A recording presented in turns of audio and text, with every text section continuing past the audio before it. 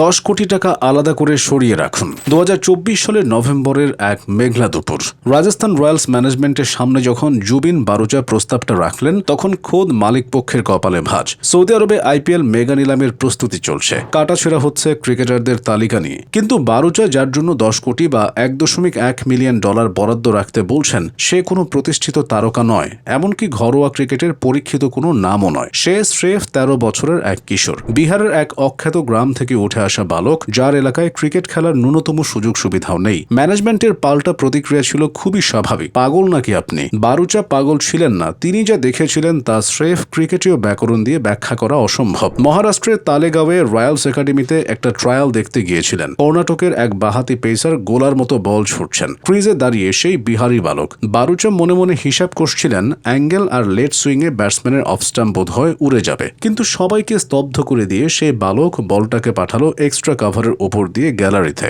অবিশ্বাস্য এক ছক্কা। বারুচা স্মৃতি হাতড়ে বলছিলেন, আমি কি দেখছি তা বিশ্বাস করতে পারছিলাম না। তার মনে পড়ে গেল যশস্বী জয়সওয়ালকে দেখা প্রথম দিনের কথা। DY পাটিল স্টেডিয়ামে ট্রায়ালে প্রথম বলেই জয়সওয়াল প্রায় হেঁটে গিয়ে ফাইন লেগের উপর দিয়ে ফ্লিক করে 4 মেরেছিলেন। সঞ্জু স্যামসনকেও তিনি প্রথম দেখেছিলেন জয়পুরের প্র্যাকটিস গ্রাউন্ডে। অমিত সিং বাউন্সার দিয়েছিলেন, স্যামসন সেটা পাঠিয়েছিলেন ইনডোর স্টেডিয়ামের ছাদে। প্রথম বলেই অন্য কিছু করে ফেলে, এই গুণটা বিশেষ কারো কারো থাকে, বলেছিলেন বারুচা।